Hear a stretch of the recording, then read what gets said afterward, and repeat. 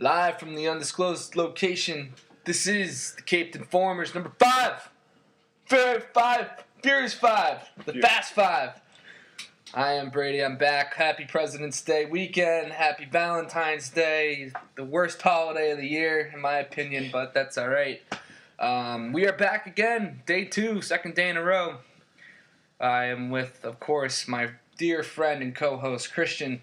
Thank you guys for doing that yesterday. I liked it. It came out well. Yeah, it was a real technical show. Yeah. It's good to have you back, though. You're a busy man. I know. You're a very busy man. I know. It's hard to get a hold of you. I want to say thanks to Dan. He did a great job.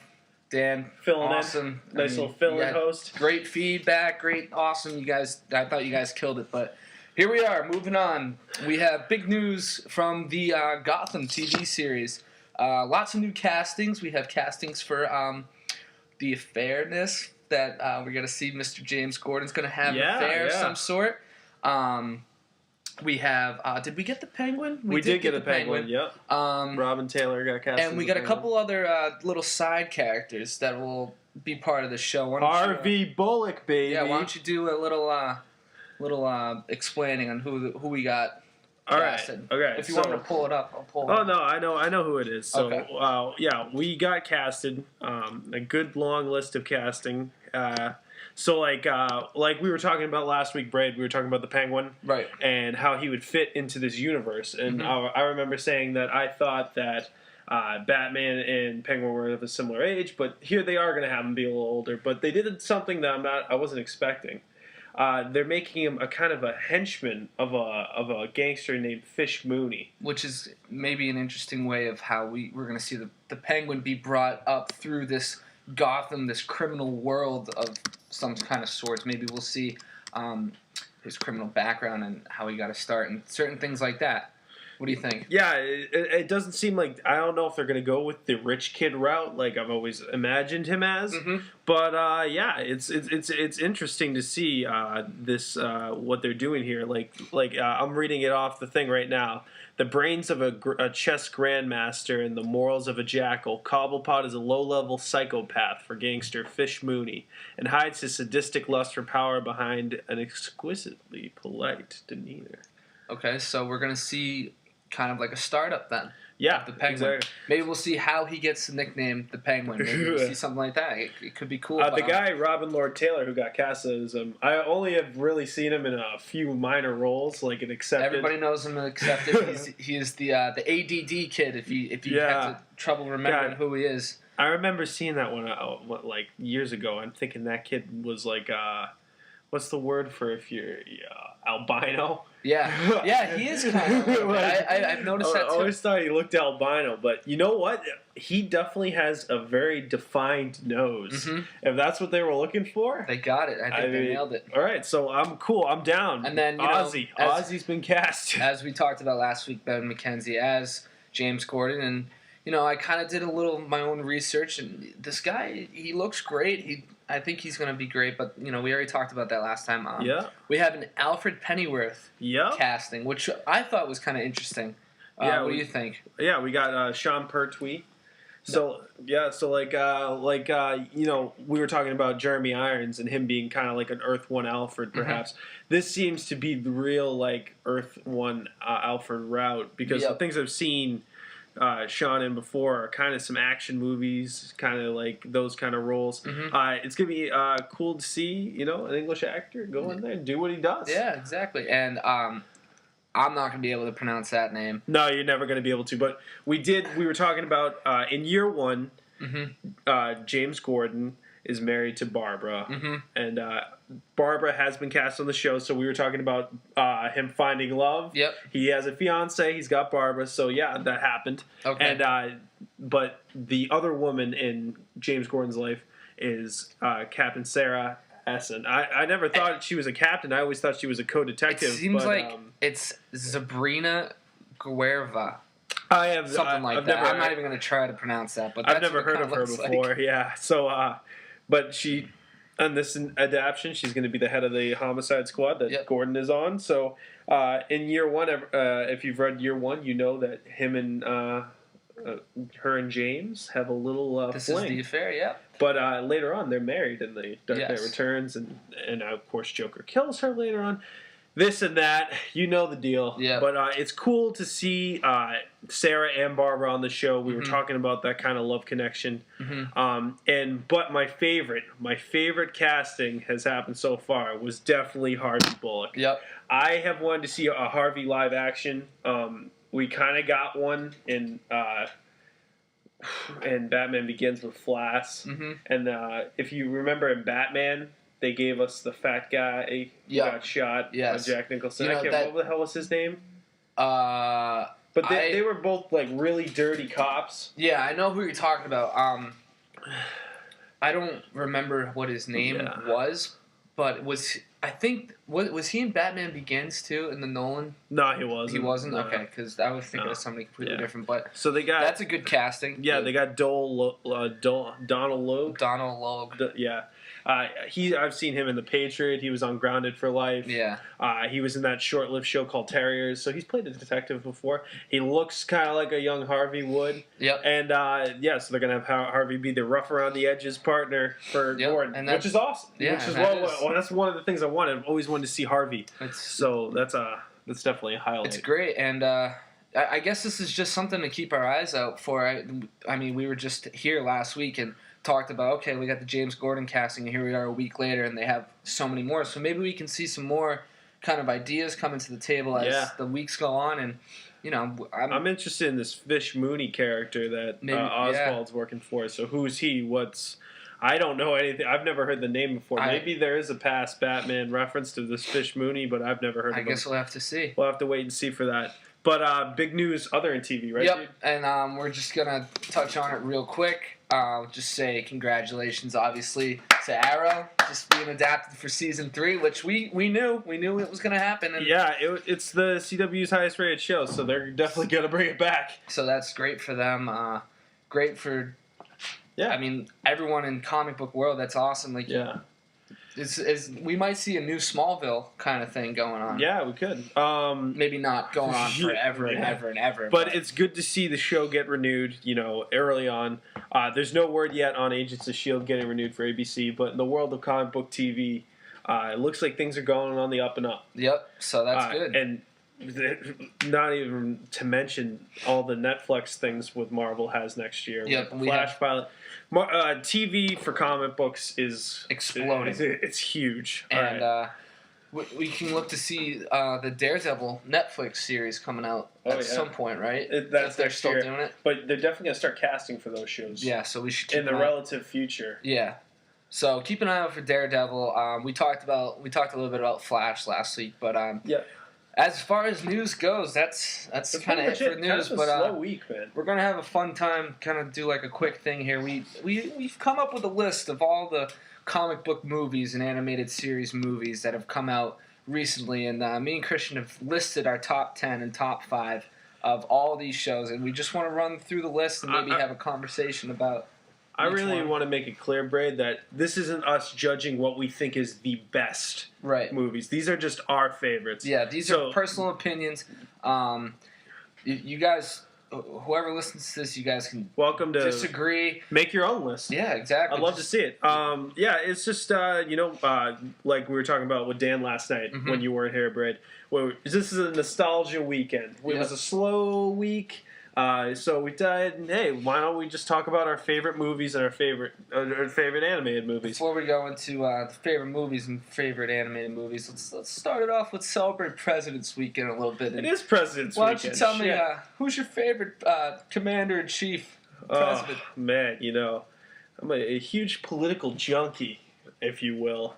So I'd have to say William Howard Taft. William Howard Taft. Yes, William Howard Taft. Everyone says that Theodore Roosevelt was a trust buster, but that mofo came in with his gigantic ass and busted some trusts. All right. And then he built a fantastic school. And a gigantic tub. He did. That's true. Great work by Taft. You gotta love it. Gotta love Taft.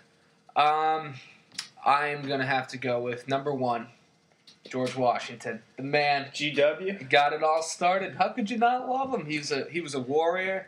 He was an American Revolution icon. He was a general. He comes into office. He's just a badass, man. If you had to pick the coolest person from the 1776 era, everyone would know who to pick. Sam Adams. Fucking Ben Franklin, man. Or Ben Franklin. Ben Franklin, not Maybe only I'm just he a Sam invented... Adams beer guy. Sam Adams is a good lager. We're not being sponsored by them. Yeah, so there's no that's a endorsement personal here. But if Sam Adams would like to reach out. Yeah. Yeah, but no, fucking Ben Franklin, man, he invented the post office, the bifocals. How many people you know use bifocals? Everybody. Lot. He invented the flipper. Did you know that shit? He's in the flipper? Swimming Hall of Fame, and he de-virginized more people in Europe than anyone who ever has. Well, there you go.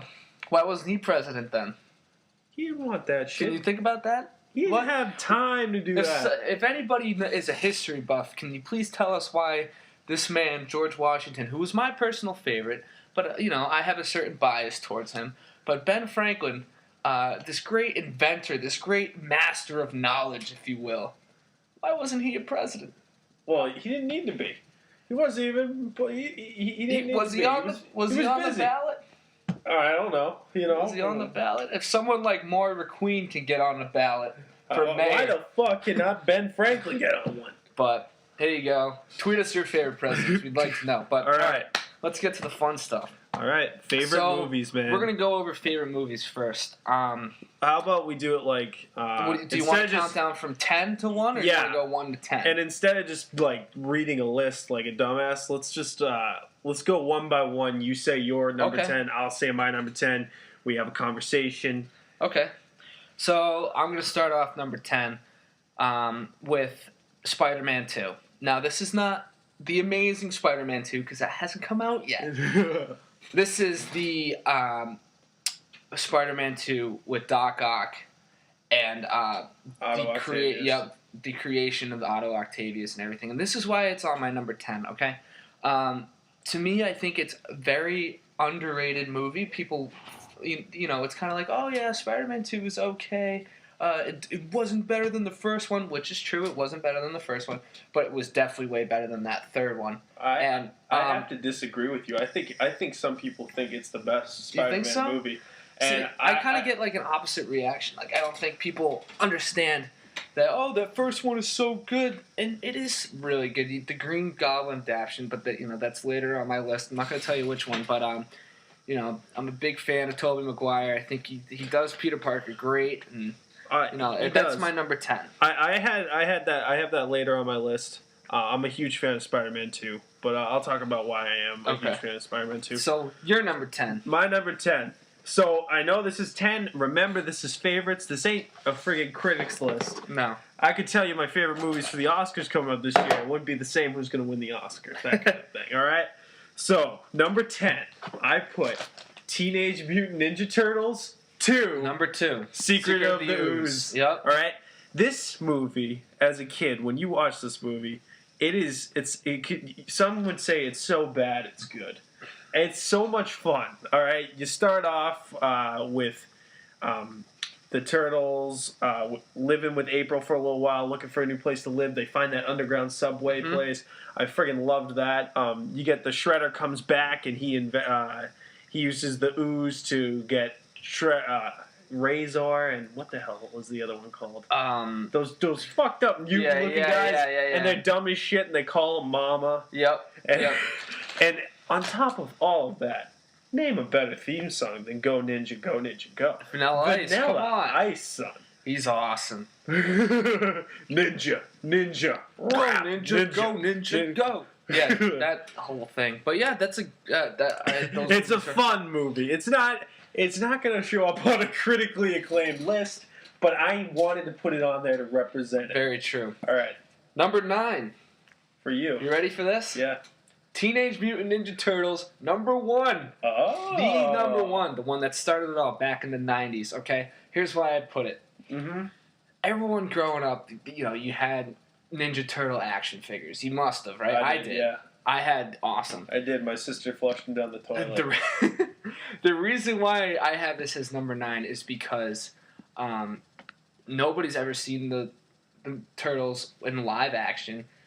They were guys. Remember, they were guys in costumes. They weren't even digitally altered. Those were made by Jim Henson's. The same guy who made the Muppets. Yeah. So I like the whole adaptation of the story. You got the Foot Gang, the kind of like the 80s, 90s feel to it. You know, like, oh, I'm a teenager and I'm gonna be like a rebel, and then you know, that sweet hideout. Yeah. You know what? One of my favorite characters from the 90s comes out of this movie. Yeah. Casey Jones. A man who uses hockey sticks and golf clubs as weapons. Fighting in a goalie mask, may I add. And I just thought that was such like a cool adaptation. And obviously the Shredder. Yeah. Come on. That definitely is what... he's unreal. What TMNT 2 is missing is Casey Jones. Yeah. I love Casey Jones. I think he's in it, but he's like... I thought it was Donnie, so an Asian kid named Donnie. Well, there was Donnie. Donnie's the fourth turtle. I don't know what I'm talking about. I know who you're talking about though. There is that kid, Jimmy Remy. I don't know. I know who you're talking about. He was the pizza delivery kid. Yeah, that kid. He's in the very opening scene. Yeah. He gets attacked, and then he comes in later. Yeah.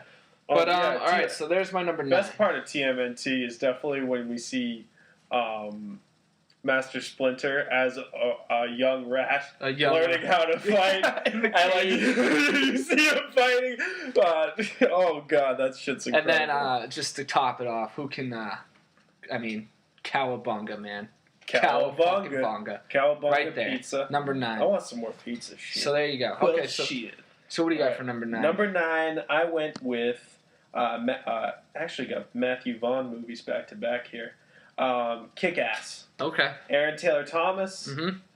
I fucking did it again. Aaron Taylor Johnson and Evan Peters. The 2 Quicksilvers are in it. Yep. And I love this movie because it's funny, it's crude, it's I wouldn't say more realistic interpretation of what it'd be like to be a superhero, but I just love it for what it is. You know what I mean? Mm-hmm. It's a rated R movie. It doesn't hide behind having to be a PG-13 and be a wide release to make a lot of money. There's sex, there's violence, and Chloe Grace Moretz's Hit Girl is right on the money. Yeah, she's awesome. She's fantastic. She's great. And like the fighting, the choreography, the fighting styles were incredible. I loved the style of it all. Costumes. What would you say about that Nicolas movie? Cage's Was a part? Nick Cage, Big Daddy. Come on, child. That's a good one though. It is a good movie. Child, no wincing, and we'll get ice cream. 5 more rounds. Oh man. Oh Jesus. Okay, so we'll move on to number 8. I'm gonna say Avengers. I put Avengers in number 8. Yep. Obviously, it was a huge Hollywood thing. Yeah. It drew so much attention. Something we'd never seen before. Nothing. A universe was built. Kind of the first, if you want to think of it this way, the first kind of superhero team-up, full-length movie, live-action movie. Now, I kind of disagree. Because isn't X-Men a superhero team-up? That's true, but I know what you mean. You're talking about a universe was built from different movies and came together. Yeah, I'm talking Marvel's kind of main guys. And then you're 100% right. Yeah. It's never been done, and it was a risk. It made a shit ton of money. And, you know, although I didn't like the fact that they had to kind of take Loki as the villain. And Loki, in Avengers lore, is the first... Nothing against Loki. He's that Tom Hiddleston plays him fantastic. And he's a great villain. But it's almost like, okay, you got the Avengers... And now we see a lot more of Loki. It's just like, okay, I've had enough. I've actually kind of been Loki'd out at this point with the amount. I think the internet has kind of dubbed him, like, because Heath Ledger's dead, that he's like the new greatest villain. But I wouldn't go that far. I would never go that far. But yeah, that's my number 8. I love it. It's always tough to put such a great movie on. Kind of low, the lowest, but it's one of my favorites. So that's my 8. Number 8, I had a real tough time choosing. I wanted an X-Men movie on my list, and I had a real tough time choosing which one. Recently, the Wolverine came out this summer. I loved it. Yeah, I really did. I love Hugh Jackman's interpretation of the character. I thought the adaptation of Chris Claremont and Frank Miller's Japan Saga was fantastic on the screen, but it didn't make my list. Instead I chose X-Men First Class. Even though I know they changed the original lineup of the original 5 X-Men.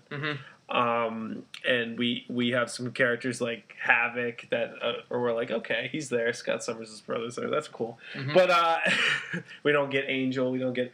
But what we do get is Michael Fassbender as Magneto. We get cool. James McAvoy as Professor X. We get Jennifer Lawrence as Mystique. We're getting high caliber actors in comic book roles, which is awesome. And because of that movie, and we also even had Kevin Bacon in that movie as Sebastian Stan. Yes, we did. Yep. And as the main villain, and I think I just love the performances in that film. I just love Fassbender. I think that's a Fassbender and Lawrence. Yeah, it's my bias. The only thing it's missing is a Cumberbatch. A Cumberbatch. And I also like Nick Holt's Beast.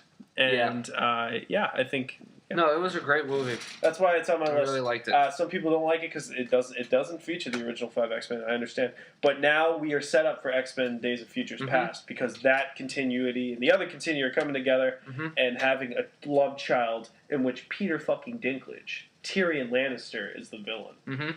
So that's going to be pretty cool. All right, so that's why it's on my list. All right, number 7. So we move to number 7. My number 7 is V for Vendetta. Ooh, Alan Moore. The reason why I really liked V for Vendetta was because in the grand scheme of things, it could happen. You think If you think about this, he stands for anarchy. He stands for standing up against the government. And if your government is really that corrupt, someone one day with the balls the size of watermelons will stand up to a government and try to do something like this. And you know what? I just saw the action was insane. Natalie Portman was like, she shaved her head and she was still hot. Like, I don't know how that happened, but she was fantastic. The whole Here's thing. a quick question for you. What the fuck happened to Natalie Portman? I don't know. She shaved her head for that role, right? Yep. And she was praised for it. And she did really well. And then she did Black Swan, which I thought was fantastic. Darren Aronofsky. God damn it, I can't say your name. And he made one of my all-time favorite movies, The Wrestler with Mickey Rourke. Great movie. All right, but so Natalie Portman was on a real streak there. The only thing I've seen her come out with recently is Thor 2. Is Thor 2. Yeah. And she's just the throwaway girlfriend in that. Really. Yeah. Like, she really is. Like, who knows? What's going on with her? What the fuck you know what else? Portman? Why can we see her in Avengers? You know? Yeah. Maybe we'll see her in... She didn't show Age up in of the Ultron. Avengers. No, she didn't. Selvig did, though. Yeah, she did. But, you know. And then they had Selvig go crazy, and there was no point behind it. Yeah, I don't... What the fuck was the point behind that? But, all right. But that's not V for Vendetta was a great movie, great story. Hugo Weaving, who would later be the Red Skull. Yep. And it's just a fantastic movie. You guys should definitely check it out. I'm sure you've seen it. Remember the 5th of November, whatever. Yep. Gunpowder and... You know who liked V for Vendetta? Who liked V for Vendetta? Fault in Our Stars. I love V for Vendetta. All right, John Green. All right, so number 7, I have Iron Man. Number 1? Number 1. What started the Marvel Cinematic Universe? Before 2008, the general audience had no fucking clue who Tony Stark was. He's a C-level Marvel hero. You know, he's not on the level of Spider-Man, Batman, Superman, right? Those kind of names. And Robert Downey Jr. was taken off the scrap heap. Yep. And Jon Favreau brought him in. He believed in him. And he brought such charisma and, like, his style. Everyone knows that Downey style that he brings. And he is a great Tony Stark. He's excellent. Unbelievable. He's excellent. And in that movie, he's acting against Jeff Bridges. Right. So Jeff Bridges as the Ironmonger, as he'd later be known as. I think that's a great comic book film. We have the first time we get to see Tony in the suit. We get to see... I love the initial scene of him being captured and him making the suit with the guy in the cave. And the fight to get out of there. Yeah, that was a great scene. Yeah, so I think, and then at the end he reveals his identity. That's the kind of guy Tony is. You know what I mean? He's not the Bruce who's going to conceal his identity. Bruce doesn't want any of that shit. Bruce is very secretive. Bruce is like a Larry Bird, if you will. It doesn't want to deal with the media, and Tony Stark is the Magic Johnson. Yeah. He wants to deal with the media. All right. The charismatic hero. So Iron Man 1, it started the cinematic universe for Marvel. It jolted Iron Man up in the public awareness, and I thought it was a great movie. Even though I hate Gwyneth Paltrow with a passion. Isn't there Coldplay concert coming soon? Sounds great. Coldplay. Well, that's good. All right, that's good number choice. 6. All right, so we're on number 6. My number 6, the original Spider-Man. The Spider-Man that made Tobey Maguire the Peter Parker. And whatever the fuck her name was, Kirsten Dunst. I almost said Kristen Bell. I don't know why. But this was the I always loved Spider-Man growing up. He was right there, 1-on-1 with Batman, and you know we see the Batman movies in the '90s, whatever. And you like, well, when's Spidey got to get his big screen chance? And this movie came out. I saw it opening day. I saw it all through the weekend. Too. I saw it 3 times: Friday, Saturday, and Sunday. Yeah. And it was unbelievable. I mean, William Dafoe played an unbelievable Green Goblin. I thought personally, I think he was great. I love the voice he used. The voice he used is fantastic. He's got such a menacing, evil face. Everything, like I don't know. I think every person who was casted in that movie was perfect. James Franco. Except maybe James. I mean, no. James Franco wasn't bad. It's just crazy to see James Franco as Harry Osborn, because when James Franco was in that movie when it started, the only thing he had ever really been in was like Freaks and Geeks, and some real small. So good things. For him for getting this big start, and that's great. I mean, what a better place to get your start than Spider-Man? That a movie that people are going to go see, and you're in a pretty good role. Yeah, and. He is Harry Osborn, and he's not exactly the Hobgoblin yet, but we see him kind of turn at the end and begin his hatred for Spider-Man. Which leaks into Spider-Man 2, which leaks into Octavius' story. There you go. And, you just see Peter Parker's character develop, and the only thing that I didn't like was a little bit of... when he gets bit, I didn't. She plays such a small role. What's that song she has? I don't know. Try to say goodbye. I don't even know if that's the one she's singing. Try to walk away and I stand by. But that is a song that she sings. And I try to hide it. They kind of made his powers all because of the bite. Like he didn't build his web shooters. He didn't do any of that we see in the Amazing Spider-Man #1, the reboot. But. Okay. All in all, great movie. One of my favorite. I think Spider-Man 1 is a great superhero film. It's not on my top 10. I love Willem Dafoe as Green Goblin, even though the suit does make him look, like I said, I think before, as a Power Ranger.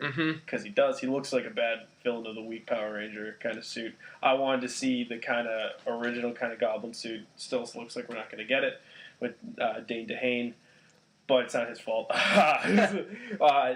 had Macy Gray. The thing I loved about Spider-Man 1, though, is that final fight scene, which was brutal. Oh, my God. And Peter got his ass kicked. And they had the classic Norman Osborn with the glider. Yep. And that's, when you see that... They had a lot of the real Spider-Man mythos in there. When you see the glider for the first time, though, it's pretty fucking bad. Oh, yeah, It's pretty cool. But, yeah, that's my number 6. Okay, my number 6 is...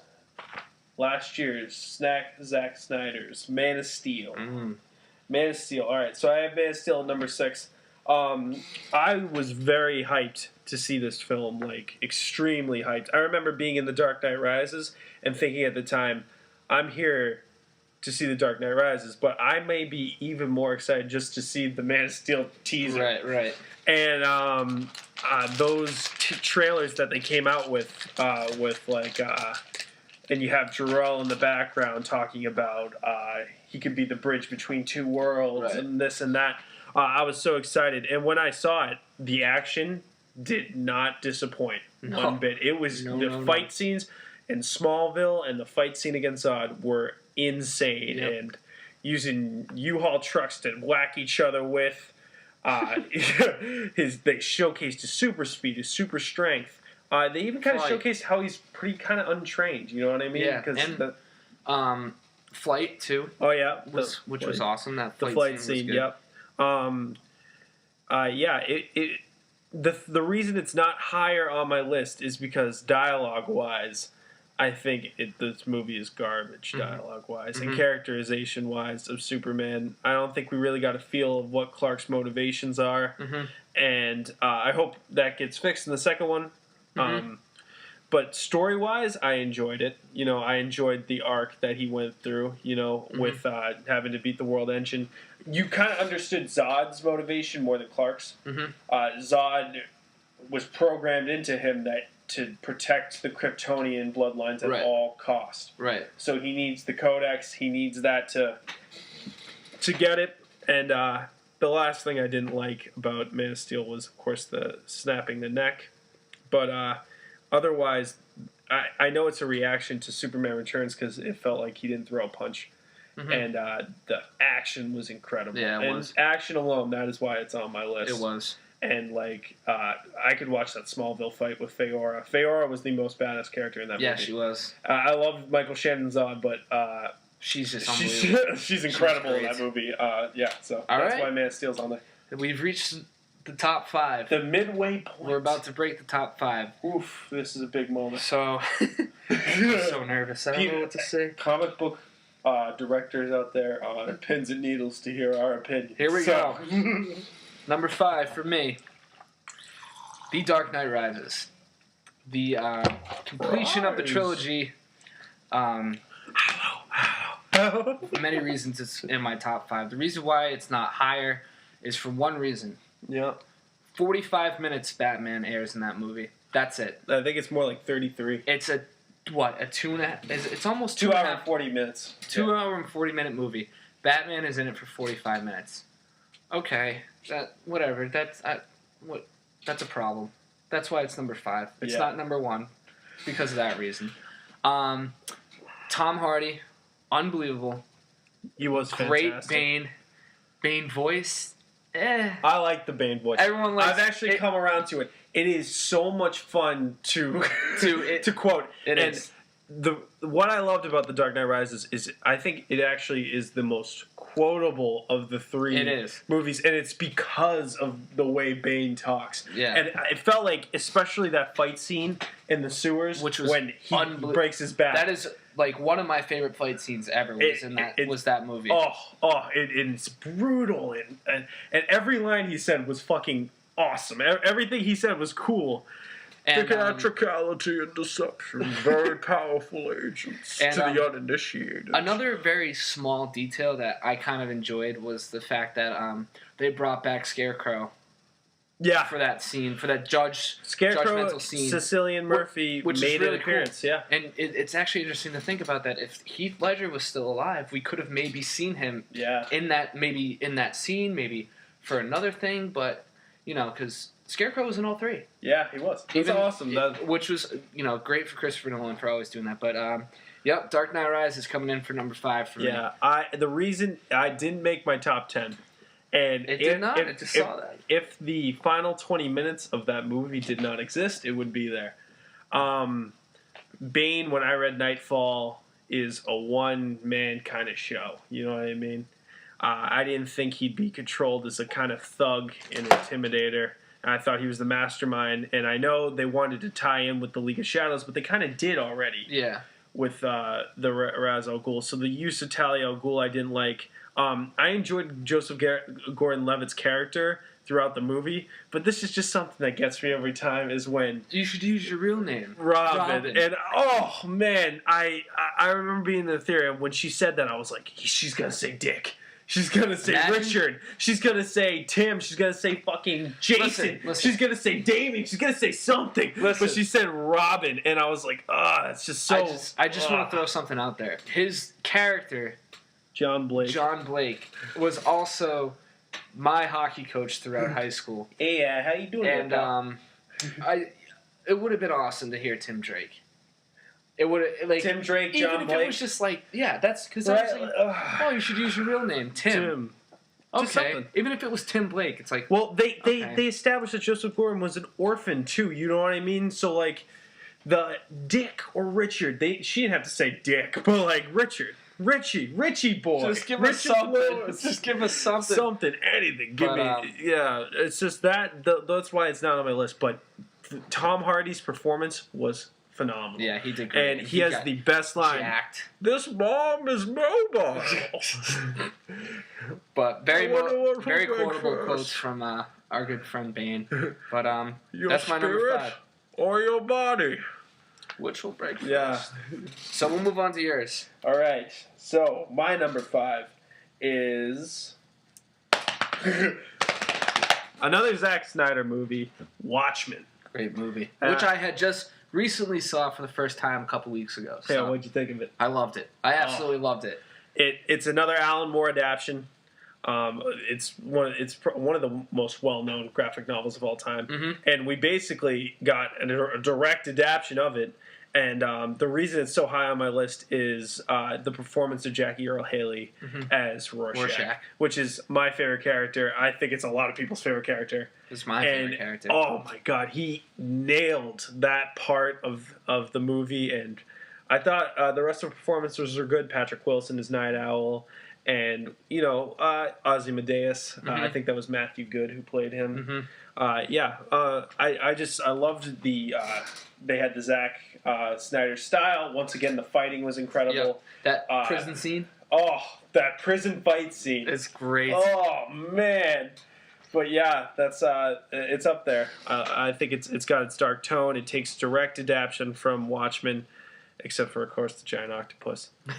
But They took that giant octopus from Lord of the Rings. It has it has Zack Snyder's signature style, slow-mo fights, incredible choreography, awesome shots, cool Rorschach, just Rorschach. Which I could give a fuck about everything. And the comedian Jeffrey Dean Morgan, Sam and Dean's dad. He was great as the comedian, and he was fantastic. And I read an interview about Jeffrey Dean Morgan reading about the role. The only thing they gave him was the comic, and he read the first 5 pages. He's like, I don't want to do this movie. I die 5 pages in. But he didn't realize how central to the story he is. And then once he read the rest, of course, he took the role. All right. That's why we're here today, and that's why it's on my list. All right, roger that. So on to number 4. As you already said, my number 4, Man of Steel. Fighting. You said you didn't like the whole neck snapping thing. Yeah. The reason why I liked it was because who saw that coming? Who saw it coming? And it was just shocking, and it just shows that Superman can make those decisions, and he has that power, which is scary to think about, that he can do something like that.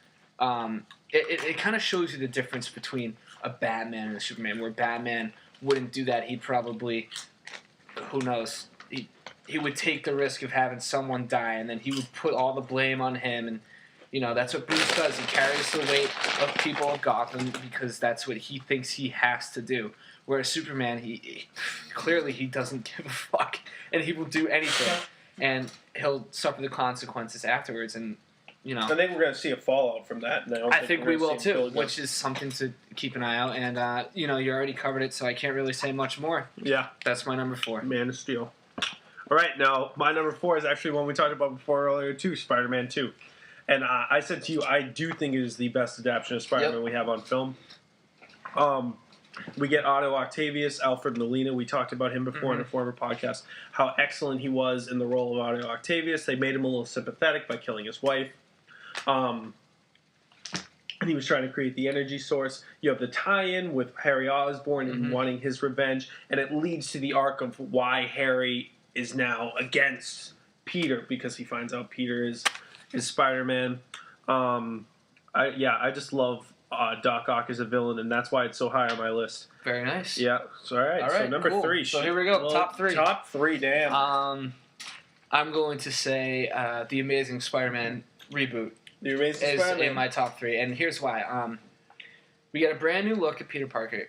Andrew Garfield plays a great Peter Parker, but it's a different kind of Peter Parker. It's not so much the nerdy kid where he's he's a genius. There's no taking that away from him. Mm-hmm. But he's kind of got a little bit of swagger to himself. You know, he rides a skateboard. He sits on the roof and does his homework. 21st century. Let's think that we get to see Gwen Stacy and not Mary Jane Watson. Yeah. Emma Stone. Unbelievable. Awesome. Yep. She's great. They got great chemistry on and off the screen. We get to see the lizard, which very much resembles Killer Croc, which I kind of thought was kind of funny. Yeah, I didn't like the design of the lizard. I didn't either, but the kind of stub snout they gave him. I like the long snout. Dr. Connors, what's his name? Rice Ifans. Yeah, if that's how you say it. He plays a great You Dr. know I Connors. said it wrong. I don't know. I'm just going to go off your assumption. You know, we get to see the one arm, and it's fantastic display of his character. Oh, Peter Parker. We learn that there's a connection between Peter Parker's dad and Oscorp and Dr. Connors. They're working on something. Maybe we're going to learn more about that story. Yeah. As the second one comes out. The only thing I did not like was the poor adaptation of "With Great Power Comes Great Responsibility" scene with Uncle Ben. They tried so hard to be different. But at the same time, they rehashed so many things when they tried that we to be didn't need different. to see. Like that's the problem I had with it. If they said "With great power comes great responsibility" again, that's awesome. Like it just adds. Like say it again. What are you hiding from? You don't need to hide from it. And then, I thought the kill scene when he dies, it was kind of a little. If you have a responsibility, you have a responsibility to do those things. Yeah, exactly. The tiptoeing around of it was funny. But we get to see him make his web shooters. We get to see the costume come alive, and in this next one we'll get to see a different costume, which is cool because you've seen the pictures. It looks unbelievable, and I thought this one was great. Yeah. But no more sunglasses for the eyes anymore. But the action was great, and that's it's a good good number 3 for me. So all right. I'm all right. Okay, number 3 for me, Batman Begins. Okay. Another reboot. But it rebooted the Batman franchise, and it put it in a different direction than the Tim Burton and Schumacher franchise was heading. That was getting very campy. Christian Bale cast as Batman, spot on. Bruce Wayne, fantastic. I loved Liam Neeson as Henry Deckard. If you haven't seen the movie, of course he's Ra's al Ghul. How can you beat that? Liam Neeson as Ra's al Ghul. He's perfect. And right? and then like you said, Scarecrow, Cillian Murphy, he's creepy. The only downside of this film is the casting of Katie Holmes. But if you've ever read anything about this movie, Warner Brothers said Nolan could do it if he casted Katie Holmes, who they were trying to throw in everyone's face after Dawson's Creek. Right. I love the darkness and the shows with the Narrows and the fear gas. Yep. And I loved his training sequence with the swords on the ice, and I love that movie. And our good friend Ryan Creed, I actually saw it with him, and I remember we got out of the film, and he's like, I don't understand why they spend so much time training. I'm like, right, it's called fucking Batman Begins. It's called Batman Begins. We want to see what happened before that. Right. And I thought that was the best part about him going around the world trying to understand why people commit crime. Right. And then him understanding he needs to become a symbol and something that his enemies will fear. And that's where the Bat persona comes from. His relationship with Jimmy Gordon. I called him Jimmy. Gary Oldman. Love Gary Oldman. And there's some fun lines in that movie. Yeah, you know what I mean? Yep. So, nice coat. Yeah, so that's why Batman Begins is so high on my list. I love that movie. So here we go. My number 2.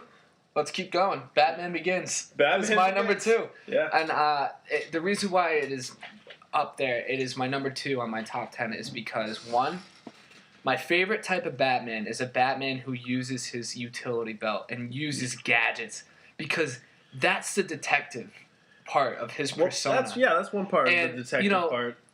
Not to take away from Christopher Nolan, because he did a great job, but as the movies kind of went on, he kind of loses his the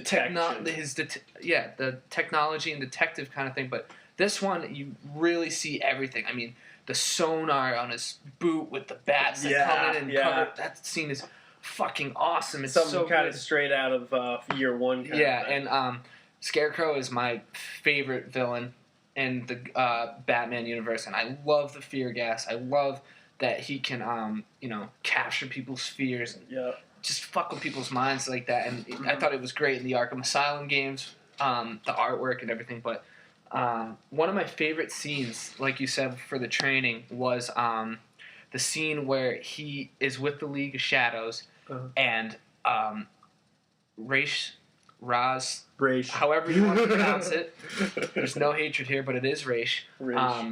He's dressed as one of them, and he has to find where he is and just use different things like smoke bombs and everything. And they just try to attack him. To me, that's where it really gets badass. And Batman Begins. Why are they trying it so much?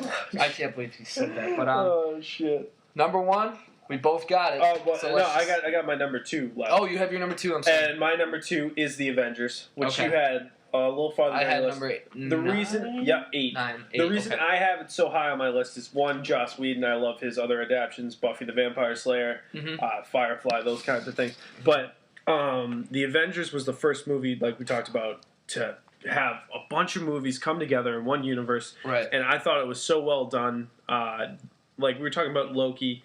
Tom Hiddleston is fantastic as Loki. I'm not always big on the world invasion type of thing, but I mean, that's the same thing with Man of Steel. I mean, it's a constant threat that would make people have to come together, so it makes sense. There was a good mix, and I think that was a really good mix of comedy and action. Marvel's latest adaptations are kind of going overboard with comedy, but I think this had a perfect set. Right. Even some of the action was comedic when the Hulk literally uses Loki as almost like as an object to beat the shit out of him with the floor, just beat the floor with him, and that was hysterical. Yeah, that was. And the Hulk was the highlight for me. Mark Ruffalo's Hulk stole the show in the scenes, even though it didn't make sense when all of a sudden he could control his rage. Right. But that's the kind of thing that you got to do with the Hulk, though. I liked Captain America, and then I liked Iron Man. I thought them two, they had, even though they kind of didn't like each other, they kind of really hit it off, and their action was awesome. But that's with the shield. And that's one of my favorite. That's amazing. That snippet is awesome. But so number 1, we both got it. Dark Knight. Dark Knight. Let's try to keep this out in under a 10-minute conversation of why it's the best. But it is the best. I mean, Heath Ledger.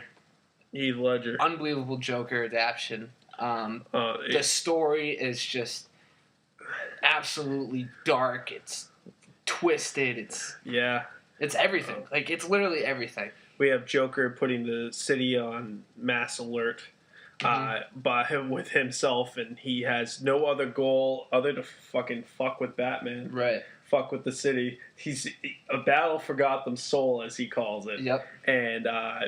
And we have more themes of a White Knight with Harvey Dent and him getting brought down and becoming a villain with Two-Face. And that's why Two-Face is such a great villain. Yeah. Because it shows the relationship before that Batman and him had, and he was friends with him, and now he sees him do these terrible things. And then we have the Dark Knight Batman, the guy in the shadows, and he thinks he could give up his thing if he gets the White Knight. Right. And then at the end there, one other positive, Maggie Gyllenhaal gets blown up. I despise the Gyllenhaals, and let's see a Gyllenhaal get blown up. Thumbs up, kudos, good work, Nolan. The thing I think is one of the coolest things is that speech at the end by Gary Oldman that everyone knows. He's this hero this city deserves, but not the one it needs right now. Right. Yep. And that whole thing about we'll chase him because he can take it. Yep. Because he's not a hero. He's a watchful protector. Oh, I don't think that so captures Batman that he isn't really a hero. He is a protector. He is, and this. There's a line in The Dark Knight Returns that is little comment when Bruce and Clark are talking to each other about when they're gonna if Clark's gonna have to stop him, and he says those parents groups that came out, you're the one they pointed to because you're the one who's oh man, and Bruce comes back and says, "We are criminals, Clark. You just happen to have a boss."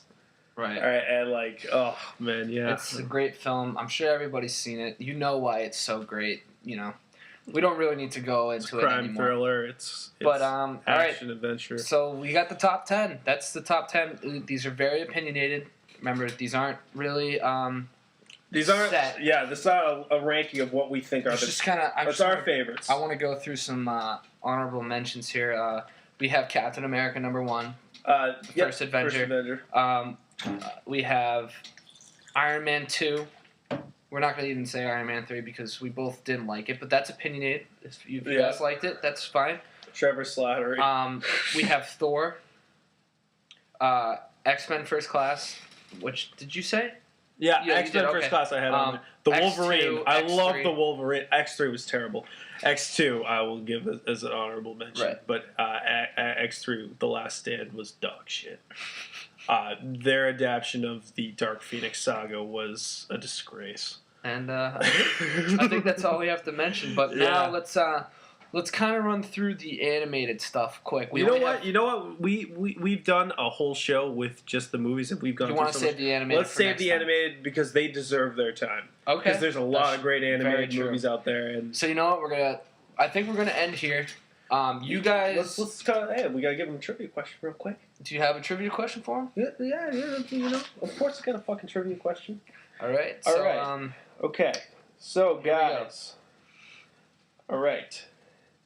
What is the name of the actor who played the fake Ra's al Ghul in Batman Begins? He was also in Inception. Yes, he was. And you will see him in the upcoming Godzilla adaptation with Bryan Cranston, which I'm excited about. Okay, so one thing I thought we should do just real quick before we end. Why don't we just say what movie we're most excited about? That's coming out this year, 2014. Okay. So what do you think could be in your top 10 after this year? Well, obviously, I mean, Amazing Spider-Man #2 obviously is going to be in my top 10. I have such high hopes for this movie, and maybe I shouldn't. Maybe it's just the fanboy in me for Spider-Man that has high hopes, but I just think that it's, they got #1 out of the way. The hard part's over. Yeah. Now they can just do whatever they want. Yeah. And the kid who plays Harry Osborn, Dane, whatever his last name. He was the main character in the Metallica movie that just came out through the neck. He's really good, and Chronicle too. He is in Chronicle, and we saw Chronicle together. It was okay. It was good. But yeah, Amazing Spider-Man is something I'm very excited for, and the new Teenage Mutant Ninja Turtle movie too. Yeah. Oh yeah. Which we talked about. I love the Turtles. I hope they get a good adaptation. Sorry, just real quick.